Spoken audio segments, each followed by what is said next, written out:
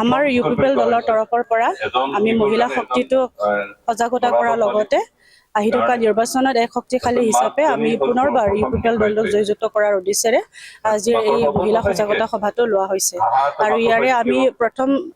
ভাৱে আমি আলোচনা কৰিছিলোঁ যে ৩০০জনীয়া মহিলাহে আমি সজাগতা সভাত আমি মাতিম বুলি ভাবিছিলোঁ, কিন্তু ইয়াত আমাৰ ইউপিপিএল দলৰ যিটো মহিলা শাখাৰ সজাগতা সভা তাত দলে বলে মহিলাসকলে ওলাই আহিছে। তাৰ কাৰণে ভৈৰৱকুণ্ড সমষ্টিৰ মহিলাসকলক মই ধন্যবাদ জ্ঞাপন কৰিছোঁ আমাৰ ওপৰত ইমান আস্থা ৰখাৰ কাৰণে। মই ইয়াত ক'ব বিচাৰিছোঁ যে বাস্তৱভাৱে ক'বলৈ গ'লে মানুহৰ চিন্তাধাৰাটো সকলোৰে বেলেগ বেলেগ হয় আৰু ইয়াত ৰাজনীতি ভাগত যদি চাওঁ, ৰাজনীতিত আমি দেখিছোঁ যে ৪০টা সমষ্টিত আমাৰ ইয়াত পুৰুষে ৰাজত্ব কৰি আছে, কথাটো কৈছোঁ। আৰু এই পুৰুষ ৰাজত্ব কৰাৰ কিন্তু মানে ক্ষেত্ৰত আমাৰ নমিনেটেড এমচিলেহে মহিলা আছে আৰু ইয়াৰে আমাৰ ইউপিপিএল দলৰ তৰফৰ পৰা আমাৰ বাইদেউ এগৰাকীক দিয়া হৈছিলে, কিন্তু আমাৰ ভোটটো নোপোৱাৰ কাৰণে আমাৰ হাৰিছে। তথাপিও একো নাই, এটা কথাই এইটো ক'ব বিচাৰিছোঁ, যিখিনি কাম চৰকাৰৰ হাতৰ পৰা লোৱা যায় সেইখিনি কোনোবা নহয় কোনোবা ক্ষেত্ৰত আমাৰ মহিলাৰ এনেকুৱা ষ্টেপ বাই ষ্টেপ য'ত নেকি মানুহ দিব লাগে তাতে সেনেকুৱাকৈ নাথাকাৰ কাৰণে হয়তো কেতিয়াবা আমাৰ স্কিমটো ল'বলৈ যাওঁতে হওক বা সমাজখনত ভাল কাম কৰিবলৈ দিশত গ'লেও আমি কেতিয়াবা নহয় কেতিয়াবা পুৰুষতান্ত্ৰিক সমাজখনত আমি পিছ পৰি থাকিব লগা হৈছে। সেইকাৰণে বৰ্তমান সময়ত আমাৰ মহিলাসকলক আমি সজাগতা সভা ইয়াৰ কাৰণে দিছোঁ যে মহিলাৰ অধিকাৰটো যাতে পায়, তাৰ কাৰণে মাত মতাৰ অধিকাৰটো ৰখাৰ লগতেও সাংবিধানিক মৰ্মে যিখিনি সুবিধা পাব লাগে সেইখিনি পোৱাৰ ক্ষেত্ৰত কি ধৰণে আগবাঢ়ি যাব পাৰিম সেইখিনি কথাই আমি সজাগতা সভাত আমি কৈ আছোঁ। হয়, মহিলা প্ৰতিনিধিত্ব আমাৰ থাকিব। আমাৰ সন্মানীয় বিদ্যাশ্ৰী প্ৰমোদ বড়ো ছাৰ ডাঙৰীয়া হাইকমাণ্ডৰ মতে তেখেতে কৈছে যে মহিলাৰ ফালৰ পৰা টিকেট প্ৰদান কৰিব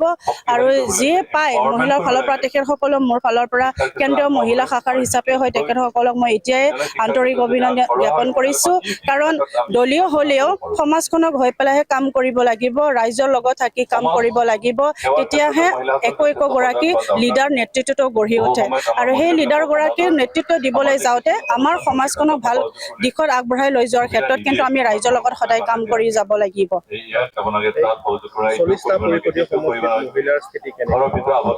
আমাৰ ৪০টা সমষ্টিত মহিলাৰ স্থিতি বুলি ক'লেতো বহুত ভাল, আপোনালোকেতো দেখিবলৈ পাইছে মিটিঙত মহিলাই আমাৰ বেছি আগবাঢ়ি আছে আৰু এইবাৰ যদি টিকেটটো প্ৰদান কৰে মই ভাবোঁ আহি থকা দিনবোৰত মহিলাৰ স্থিতিটো আৰু বেছি আগবাঢ়ি যাব। নিৰ্বাচনৰ কাৰণে সকলো এতিয়া প্ৰস্তুত হৈছে আৰু নিৰ্বাচন বুলি ক'লে সকলো এটা ঢৌ আহে আৰু সেই ঢৌটোৰ লগত মিলি যাবৰ কাৰণেও ৰাইজে সদায় প্ৰস্তুত থাকে আৰু ৰাজনীতি সাংবিধানিক মৰ্মে তেখেতসকলৰ ভোটাধিকাৰ সাব্যস্ত কৰাৰ কাৰণেও মই অনুৰোধ জনাইছোঁ সকলোৱে ভোটাধিকাৰটো যাতে সাব্যস্ত কৰে আৰু শান্তিপূৰ্ণভাৱে বসবাস কৰাৰ কাৰণে বিটিআৰ অঞ্চলত বসবাস কৰা আটাইলৈ মই ৰাইজক মই এটাই অনুৰোধ থাকিব যে আপোনালোকে ভোটাধিকাৰ সাব্যস্ত কৰা। বাকী নিৰ্বাচনৰ কাৰণে যি ধৰণে তেখেতসকলে প্ৰস্তুতি চলাই আছে এই প্ৰস্তুতিটোক কাৰোবাৰ হয়তো কিছুমানে বিৰোধীক ছাপোৰ্ট কৰিব পাৰে, কিছুমানে আমাৰ ইউপিপিএল দলকো ছাপোৰ্ট কৰিব পাৰে, কিছুমানে হয়তো বিজেপিকো ছাপোৰ্ট কৰিব পাৰে, কিন্তু সেইটো ক্ষেত্ৰত আমি ইউপিপিএল দল হিচাপে আমি পূৰ্ণ উদ্যমেৰে আমি কাম কৰি আছোঁ আৰু ভৈৰৱকুণ্ড সমষ্টিটো আমি জয়ী হ'ম। বিৰোধীটো থাকিবই, বিৰোধী থাকিলেহে আমি নিৰ্বাচনটো জয়ী হ'বলৈ আমি গৈ আছো। বিৰোধী যদি নাথাকে তেতিয়াহ'লেতো আমি